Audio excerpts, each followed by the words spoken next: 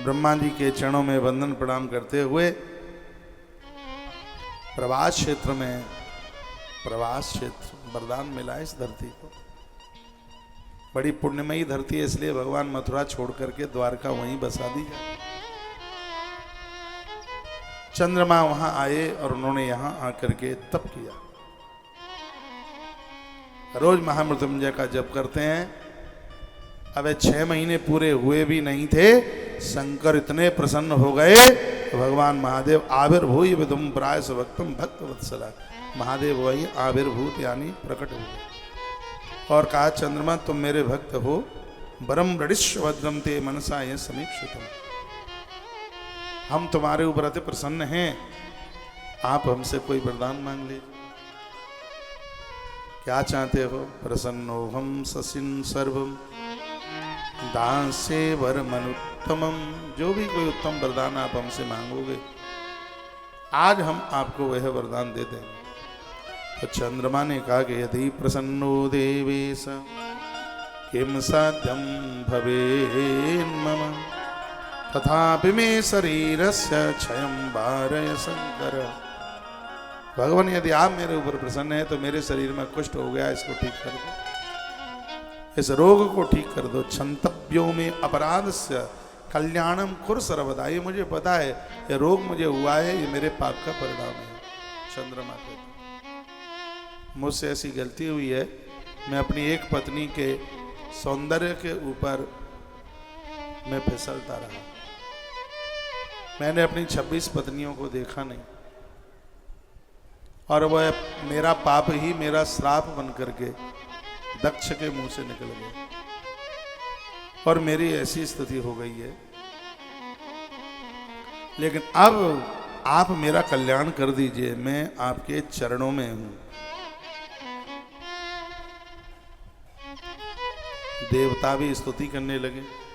देवताओं ने कहा देव देव महादेव परमेश नमस्तुते व्यासहित शंभो स्वाभिनन्नम स्थिरो भव। वो भी आकर के प्रणाम करके कहने लगे प्रभु इन्हें ठीक कर दो और आगे के लिए लोगों का कल्याण करने के लिए आप यहीं समुद्र के किनारे बैठ जाओ, एक रूप से यहां से जाओ मत। भगवान महादेव की कृपा से कुंड बन के तैयार हो गया है वहां। आज भी सोमनाथ मंदिर से थोड़ा सा दूर है वह कुंड। हमने इस साल उसे सब स्थान के दर्शन किए हैं और वो कुंड तैयार हुआ। फिर कहा चंद्रमा को कि तुम इसमें डुबकी लगाओ। चंद्र देवता ने उसमें स्नान किया। जैसे ही बाहर निकल करके आए उन्होंने अपने आप को स्वस्थ पाया और चंद्रमा के नाम से महादेव का नाम यहाँ जुड़ गया। सोमेश्वरस्य नाम नासीद विख्यात भुवनत्रय क्षय कुष्ठाद रोगाणाम नाशकम पूजनाथ ध्वजा। स्पष्ट श्लोक नंबर 51 में लिखा है जो सोमनाथ भगवान का दर्शन करेगा, यदि किसी को कुष्ठ रोग हो गया है उसका रोग ठीक हो जाएगा और जो स्वस्थ हैं उनको जीवन में कभी कुष्ठ रोग नहीं होगा। ये सोमनाथ भगवान के दर्शन की महिमा। आप गए हैं तो बड़ी अच्छी बात है, नहीं गए तो जाना। तत्कुंडम तस् तत्रैव सर्वदेवे प्रतिष्ठितम, सभी देवताओं ने प्रकट होकर के इस कुंड की स्थापना करी है। शिवेन ब्रह्मणा तव हई भगवत्तम तो तत्व विधाता ब्रह्मा जी भी आए। इस कुंड का नाम है चंद्र कुंड यानी सोम कुंड। चंद्र कुंडम प्रसिद्धम च पृथिव्याम पापनाशनम, पूरी धरती पर अकेला ही ये कुंड ऐसा है जिसमें 6 महीना नहाने से महामृत्युंजय मंत्र का जप करने से कुष्ठ रोग जड़ सहित खत्म हो जाता है। इससे महापुराण में ऐसा तत्र स्नाति नरो यही सर्व पापी प्रमुचते। यदि किसी को ये बीमारी है टाइम निकाल के विद्वान जानकार ब्राह्मण जो पूजा पाठ कर लेता है, ठीक ठाक से जप कर लेता है, रुद्राक्ष की माला पर 6 महीना इस जगह पर रह करके महामृत्युंजय मंत्र का जप किया जावे और 6 महीने तक वो बीमार वो रोगी व्यक्ति उस कुंड में स्नान करे, वह स्वस्थ हो जाएगा। शिव महापुराण इसके लिए गवाही है। रोगा सर्वे छाध्यासा यह साध्या ये भवंत भाई।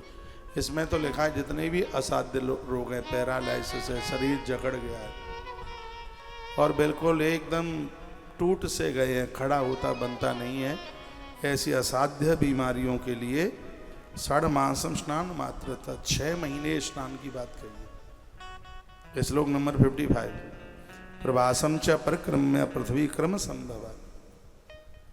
जो प्रवास क्षेत्र में भगवान सोमनाथ की परिक्रमा कर लेते हैं, जब भी आप जाएं वहाँ, मैं तो कहता हूँ किसी भी मंदिर में दर्शन करने को जाते हो तो उसकी आप परिक्रमा जरूर कीजिए। यहाँ क्या लिखा है, जो सोमनाथ की परिक्रमा एक कर लेता है उसको संपूर्ण धरती की परिक्रमा करने का फल तत्काल प्राप्त हो जाएगा। कौन बताएगा आपको ये बातें? देखो ये सब ग्रंथ में लिखे। सोमनाथ की एक परिक्रमा करने से संपूर्ण धरती की परिक्रमा करने का फल मिल जाता।